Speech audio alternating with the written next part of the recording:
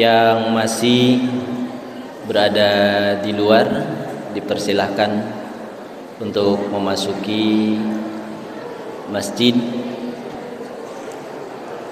Insyaallah acara pengajian akbar pada hari ini akan kita mulai. Bismillahirrahmanirrahim. Assalamualaikum warahmatullahi wabarakatuh.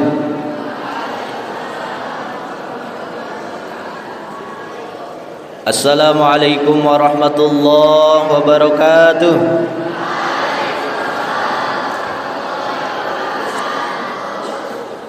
Alhamdulillah pengajian akbar pada hari ini. Marilah kita sama-sama memanjatkan puja dan puji syukur kehadirat Allah Subhanahu wa taala, yang mana atas limpahan rahmat dan karunia-Nya kita semuanya dapat berkumpul bermuajahah di tempat yang insyaallah mulia ini dalam rangka pengajian akbar, dalam rangka memperingati peringatan hari besar Islam, yaitu peringatan Isra dan Mi'raj Nabi besar Muhammad sallallahu alaihi wasallam. Salawat teriring salam semoga senantiasa tercurah limpahkan kehariban baginda kita Nabi besar Muhammad sallallahu alaihi wasallam. Hadirin jamaah pengajian akbar yang kami hormati, alhamdulillah narasumber atau pemateri kita pada hari ini yang kami hormati yaitu Bapak Al-Ustadz Mafatih. Beliau adalah Ketua Mubalik Al-Khairiyah. Mudah-mudahan beliau senantiasa diberikan kesehatan dan kemuliaan oleh Allah Subhanahu wa taala. Amin. Kemudian yang amat kami hormati juga Bapak Al-Ustadz Alwian Syamun. Beliau adalah Sekretaris Dewan Syuro Al-Khairiyah. Mudah-mudahan beliau juga senantiasa ditambah-tambah kemuliaan oleh Allah Subhanahu wa taala. Amin ya rabbal alamin. Hadirin jemaah rahimakumullah, marilah kita awali acara pengajian akbar ini dengan sama-sama membacakan lafaz basmalah. Bismillahirrahmanirrahim. Mudah-mudahan acara pengajian akbar pada hari ini dari awal sampai akhir kita semua mendapatkan keberkahan dari Allah Subhanahu wa taala. Amin ya rabbal alamin.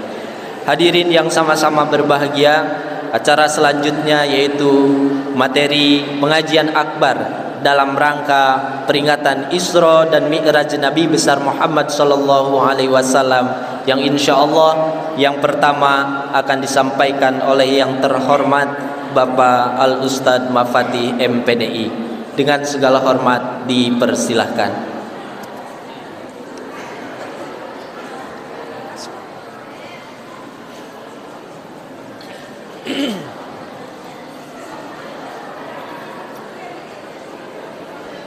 Enggak ada ngajinya, enggak ada. Suruh langsung.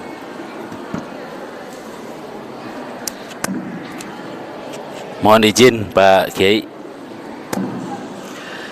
Bismillahirrahmanirrahim. Assalamualaikum warahmatullahi wabarakatuh.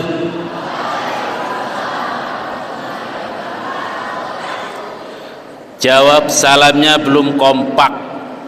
Diulangi lagi. Assalamualaikum warahmatullahi wabarakatuh.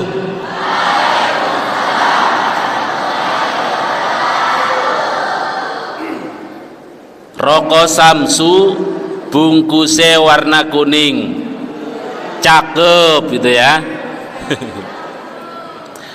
Rokok Samsu bungkusnya warna kuning. Bapak-bapak jawab salame lesu, pengen nambah rabi maning.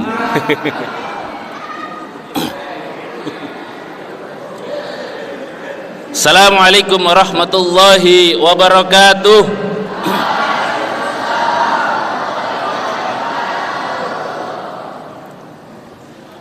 Alhamdulillahilladzi bi ni'matihi tatimmus shalihat. Asyhadu an la ilaha illallah wahdahu la syarika lah. Wa asyhadu anna Muhammadan abduhu wa rasuluh la nabiyya ba'dah. اللهم صل وسلم وبارك على سيدنا محمد صلى الله عليه وسلم وعلى آله وأصحابه وأزواجه وذرياته وأهل بيته ومن تبعهم بإحسان إلى يوم الدين. أما بعد، قال الله تعالى في كتاب الكريم وهو أصدق القائلين: أعوذ بالله من الشيطان الرجيم بسم الله الرحمن الرحيم سبحان الذي أسرى بعبده ليلا من المسجد الحرام إلى المسجد الأقصى الذي باركنا حوله لنريه من آياتنا إنه هو السميع البصير. صدق الله العظيم. وقال النبي صلى الله عليه وسلم: من سلك طريقا يلتمس فيه علما سهل الله به طريقا إلى الجنة وإن العالم يستغفر له من في السماوات ومن في الأرض حتى الحيتان في البحر. وصدق رسوله النبي الكريم ونحن على ذلك من الشاهدين والشاكرين والحمد لله رب العالمين. Yang kami hormati, yang kami muliakan Ketua PB Al-Khairiyah Bapak Kiai Haji Ali Mujahidin, yang diwakili oleh Sekjen PB Bapak Ahmad Munji MPD. Juga yang kami muliakan, yang kami hormati Ketua Pondok Pesantren Al-Khairiyah Bapak Ustadz Alwian Qasid Syam'un. Juga yang kami hormati, yang kami muliakan Bapak Rektor atau yang mewakilinya, Bapak Dekan, dan juga seluruh kepala madrasah, kepala sekolah, Bapak Ibu Dewan Guru. Insyaallah semuanya senantiasa dimuliakan Allah Subhanahu wa taala. Tidak lupa kepada guru kami tercinta yang di luar, Bapak Ustadz Syamsuddin kedaya maning jero niki Pak Ustadz. Juga yang kami banggakan, yang kami hormati seluruh mahasiswa, siswa-siswi Madrasah Al-Khairiyah. Insyaallah semuanya calon penghuni surganya Allah Subhanahu wa taala. Amin. Pada kesempatan pagi menjelang siang hari ini, pertama-tama marilah senantiasa bertafakur kepada Yang Maha Ghafur, karena Dialah Sang Maha Pengatur, dan kita sebagai hambanya mudah-mudahan senantiasa bersyukur, tidak pernah kufur, dan terus bertazakur kepada Allah Subhanahu wa taala. Hadirin jamaah rahimakumullah, karena ini adalah acara Isra Mi'raj, maka saya sedikit akan menjelaskan tentang bagaimana perjalanan Isra Mi'raj. Pertama, mari kita lihat, kita kaji, karena ini adalah di sekolah, maka harus tahu bagaimana perjalanan Isra Mi'raj. Yang pertama harus kita melihat di dalam kitab Dardir. Beliau adalah seorang ulama sufi yang sangat terkenal. Lahir di Mesir, lahir 1127, wafat 1201. Umur beliau kurang lebih 74 tahun. Beliau sangat terkenal di Mesir, dikubur juga di Mesir, di Kairo. Di sana dijelaskan di dalam kitabnya, pada suatu saat bainaman Nabiyyu sallallahu alaihi wasallam, dalam sewaktu-waktu Rasulullah sallallahu alaihi wasallam fil hijri, ketika sedang berada di Hijr Ismail, ingdal baiti, tepatnya di samping Ka'bah, yaitu rumah Allah Subhanahu wa taala. Muttaji'an, beliau sedang tidur miring, baina rajulain, ditemani oleh seorang sahabat Rasul yang bernama Sayyidina Hamzah dan Sayyidina Ja'far. Maka kemudian beliau sedang ngobrol, Rasulullah sedang tidur miring, kemudian id atahu Jibrilu wa Mikail, maka kemudian tiba-tiba didatangi oleh malaikat Jibril dan Mikail. Kemudian Rasulullah sallallahu alaihi wasallam setelah didatangi oleh malaikat Jibril dan Mikail, fahtamaluhu, Maka kemudian Rasulullah sallallahu alaihi wasallam diangkat, digotong hatta ja'u bihi Zamzam, sampai ke sumur Zamzam. Rasulullah diangkat. Maka kemudian setelah diangkat mendekati sumur Zamzam, fastalqauhu, maka Rasulullah sallallahu alaihi wasallam ditidur miringkan, diterlentangkan. Kemudian setelah diterlentangkan, Rasulullah sallallahu alaihi wasallam kemudian min sughratin nahri, kemudian tiba-tiba beliau dibedah dari leher tenggorokan ila asfala batnih, sampai ke bawah perut. Kemudian setelah dibedah Rasulullah sallallahu alaihi wasallam, maka kemudian fastakhraj qalbah, maka kemudian hati Rasulullah sallallahu alaihi wasallam dikeluarkan thalatha marratin, maka kemudian setelah dikeluarkan faghasalahu thalatha marratin, hati Rasulullah sallallahu alaihi wasallam dicuci sebanyak 3 kali. Kemudian setelah dicuci bersih, kemudian diisi dengan keimanan, keislaman, ketakwaan oleh Allah Subhanahu wa taala. Maka kemudian setelah diisi oleh Allah Subhanahu wa taala melalui malaikat Jibril, kemudian diisrakan dari Masjidil Haram ke Masjidil Aqsa. Itu jaraknya kurang lebih 1.500 km. Kalau ditempuh naik onta pada zaman Rasulullah sallallahu alaihi wasallam, itu tidak kurang 40 hari 40 malam. Maka kemudian Rasulullah sallallahu alaihi wasallam, singkat cerita, kemudian naik buraq menuju Palestina. Kemudian setelah sampai Palestina, ya, Masjidil Aqsa, kemudian beliau melaksanakan sholat sunnah. Setelah melaksanakan sholat sunnah, kemudian beliau langsung terbang, langsung mi'raj ke langit. Namun sebelum ke langit pertama, beliau Rasulullah sallallahu alaihi wasallam diperlihatkan oleh Allah, yaitu ada seorang laki-laki yang rajin beribadah tapi perutnya banyak ularnya. Tatah ulane, kemudian malaikat Jibril bertanya, "Ya Jibril, kenapa ada umatku, beliau rajin beribadah tapi perutnya banyak ularnya?" Maka kemudian malaikat Jibril menjawab, itu adalah umat Nabi yang masa hidupnya sering makan uang riba. Jadi orang yang sering makan riba ternyata dilihat oleh Rasulullah pada saat Mi'raj sebelum naik ke langit pertama, itu melihat sosok seorang laki-laki yang perutnya banyak ularnya. Maka kemudian Rasulullah sallallahu alaihi wasallam tembus ke langit pertama. Siapa yang tahu di langit pertama berjumpa dengan siapa? Berjumpa dengan Sayyidina Adam alaihi salam.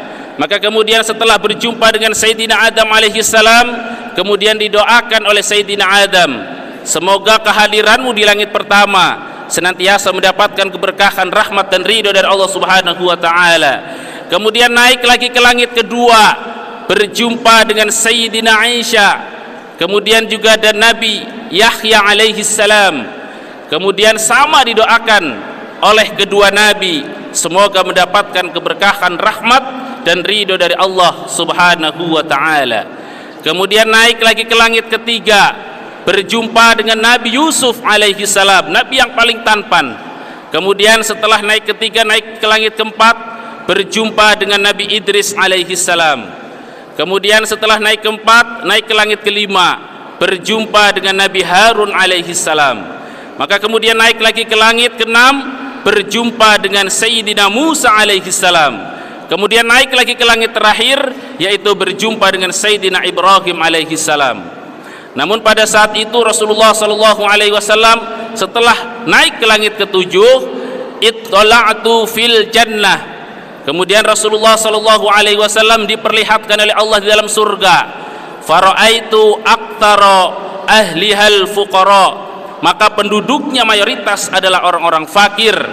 Jadi ketika Rasulullah Mi'raj melihat surga, itu penduduknya banyakan orang-orang fakir. Maka kemudian ittala'tu finnari, aku diperlihatkan oleh Allah Subhanahu wa taala di dalam neraka. Maka kata Rasulullah, fara'aitu aktsara ahlihan nisaa, maka kebanyakan penduduknya adalah kaum wanita, perempuan. Suatu saat bertanya seorang sahabat, kenapa penduduk neraka itu banyaknya perempuan? Hal yakfurna billah, apakah mereka kufur kepada Allah? La yakfurna billah, mereka tidak kufur kepada Allah, walakin yakfur al-ashira, tapi mereka kufur terhadap pasangan suaminya, lupa kepada kebaikan suami, maka itu akan menjadi calon penghuni neraka.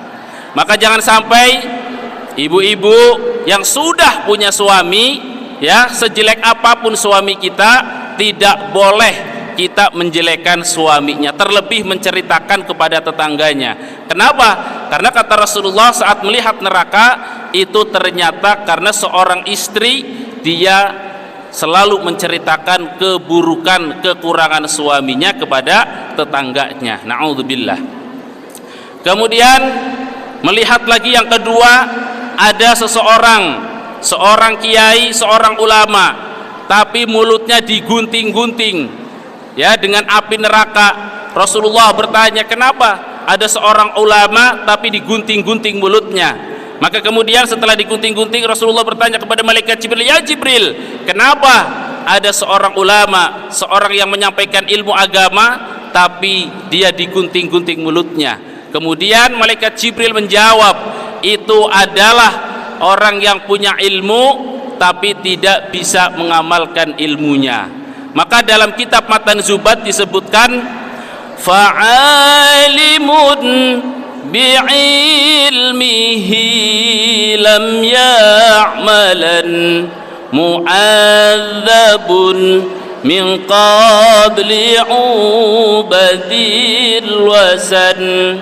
Fa'alimun, maka siapapun yang memiliki ilmu, ilmunya pintar, lam ya'malan, tapi tidak diamalkan ilmunya, mu'adzabun, akan disiksa, min qabli ubadil wasan, dari orang-orang sebelum para penyembah berhala. Jadi orang yang punya ilmunya banyak tetapi tidak bisa mengamalkan ilmunya, atau disebut namanya jarkoni. Tahu jarkoni adik-adik? Pinter ngajar, orang bisa ngelakoni. Nah, itu kata Rasulullah adalah orang yang lebih dulu masuk neraka. Na'udzubillah, summa na'udzubillah. Maka kemudian setelah ke langit ketujuh, Rasulullah sallallahu alaihi wasallam naik lagi ke Sidratil Muntaha. Kemudian setelah ke Sidratil Muntaha, menurut tafsir Jalalain disebutkan, yang ditulis oleh Syekh Al-Imam Jalaluddin Muhammad bin Ahmad Al-Mahalli, itu gurunya. Kemudian dilanjutkan oleh muridnya Syekh Al-Imam Jalaluddin Abdurrahman bin Abi Bakar As-Suyuti. Apa penjelasan di sana? Ketika menjelaskan ayat subhanalladzi, kata beliau, memang Rasulullah berjumpa langsung dengan Allah Subhanahu wa taala. Min liqa'i rabbih, berjumpa dengan Allah. Mesti memang dalam tafsir yang lain tidak berjumpa langsung dengan Allah, ada sutroh, ada penghalang, tapi Rasulullah dan Allah Subhanahu wa taala langsung komunikasi. Apa komunikasinya? Adalah tentang sholat, perintah sholat sebanyak 50 waktu. Perintah sholat sebanyak 50 waktu. Kemudian Rasulullah menerima, tidak protes, turun ke langit ketujuh, berjumpa dengan Nabi Ibrahim alaihissalam. Beliau tidak mengatakan, hanya mendoakan. Tapi saat turun ke langit ke-6, berjumpa dengan Sayyidina Musa alaihissalam, bahwa agar meminta rukhsah, minta dispensasi. Kenapa? Karena umat Nabi Musa ketika menjalankan sholat 40 waktu itu banyak yang meninggalkan, sehingga kata Nabi Musa, agar kau kembali kepada Allah Subhanahu wa taala, meminta keringanan menjadi sholat 5 waktu. Kemudian setelah mendapatkan perintah sholat 5 waktu, turun ke langit, ya, Rasulullah turun ke bumi. Maka kemudian Rasulullah sallallahu alaihi wasallam menyampaikan kepada para sahabatnya, kepada umatnya, bahwa kita diwajibkan sholat 5 waktu. Namun menjadi catatan, banyak sekali, terutama seorang laki-laki, rajin sholat tapi sholatnya tidak ada satupun yang diterima. Harus tahu nih adik-adik ya, di dalam kitab Bulughul Maram karyanya Al-Hafidh Ibnu Hajar Al-Asqalani, di dalam sebuah hadis disebutkan, idza bala ahadukum falyantur dzakarahu thalatha marratin. apabila kalian kencing, kalian nguyuh jerewong Cilegon, apabila kalian kencing, falyantur maka menceta sire talata marrotin kelawan telung balen. Ini khususnya adik-adik yang belum tahu. Kalau kalian ya setelah kencing, yang pertama, ini adik, halo anak MTS semuanya ya. Kalau kalian habis kencing, yang pertama harus gehem, tahu gehem, dieden. Setelah dieden, kemudian setelah kencing, itu perlanangan, barangnya harus diurut, dipijit salasa marrotin sebanyak 3 kali. Parismi elok diurut boten? Enggak ya. Jadi ketika kencing selesai ya, kalian jangan langsung cebok, tapi diurut dulu. Idza bala ahadukum, apabila kalian kencing, falyantur maka pijitlah. Apa sih dipencet dek? Zakar seorang laki-laki, falyantur maka pijitlah salasa marrotin sebanyak 3 kali. Nah setelah dipijit itu baru kalian sudah diurut, baru boleh cebok. Supaya apa? Bersih. Kenapa? Karena banyak umat muslim yang tidak tahu thariqah, yang tidak tahu cara bagaimana cebok saja, sehingga mengakibatkan sholatnya tidak diterima di hadapan Allah subhanahu wa ta'ala. Makanya banyak dalam hadis Rasulullah, kam min sholatin yadkhuluna an-nar bil bauli. Banyak orang yang rajin sholat tapi masuk neraka bil bauli, disebabkan karena kencing ceboknya tidak bersih ya. Oleh karenanya adik-adik, kalau habis kencing endase diur pirang balen, telung balen aja rusuh-rusuh sang urute ya. Lamun rusuh-rusuh bukan orang tangi maning repot ya. Kemudian perlu diketahui juga adik-adik, kalau sholat usahakan pakaiannya yang benar-benar menutup aurat. Kadang pakaiannya tipis, kecil, kemudian saat ruku terlihatan pantatnya ya, maka itu sholatnya bisa batal. Kenapa? Karena terbuka auratnya. Di saat sujud, mohon maaf, kadang teman-teman yang nganggur, wong lagi sholat ini selentik endas sore go, ya, itu tidak boleh ya. Atau jadahi diputer, itu jangan. Kenapa? Karena itu termasuk perbuatan yang dilarang oleh Rasulullah Sallallahu Alaihi Wasallam. Kemudian perlu diketahui, seorang penulis kitab Dardir ini, beliau juga sering kita dengar, yaitu menciptakan solawat tibil kulub. Solawat tibil kulub itu adalah ciptaannya Syekh Ahmad Dardir. Masih ingat ya Bu Haji ya? Bareng-bareng solawatan ya. Allahumma salli ala sayyidina Muhammadin tibbil qulubi wa dawaiha. Terus abdani wa nuril absari wa diyaiha wa ala alihi wa sahbihi wa sallim. Itu penciptanya, penulisnya adalah seorang ulama sufi yang bernama Syekh Ahmad Dardir. Tapi baru viralnya saat-saat ini. Padahal itu dari dulu, ratusan tahun yang lalu sudah ada. Cuma sebetulnya ada kalimat yang hilang. Ada kalimat yang hilang bagaimana? Allahumma salli ala sayyidina Muhammadin tibbil qulubi wa dawaiha wa afiyatil abdani wa shifaiha wa nuril absari wa diyaiha. Ada kalimat masih Bu, wa qutil arwahi wa ghidaiha.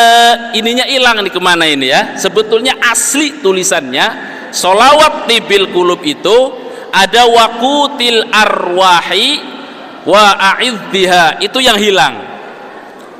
Sebetulnya kalau tulisan asli dari penulis Syekh Ahmad Dardir ada tulisan itunya Bu ya. Gak apa-apa, seperti biasa kita ulang lagi ya bareng-bareng. 1, 2, 3. Allahumma sholli ala sayyidina Muhammadin wa dawaiha. Terus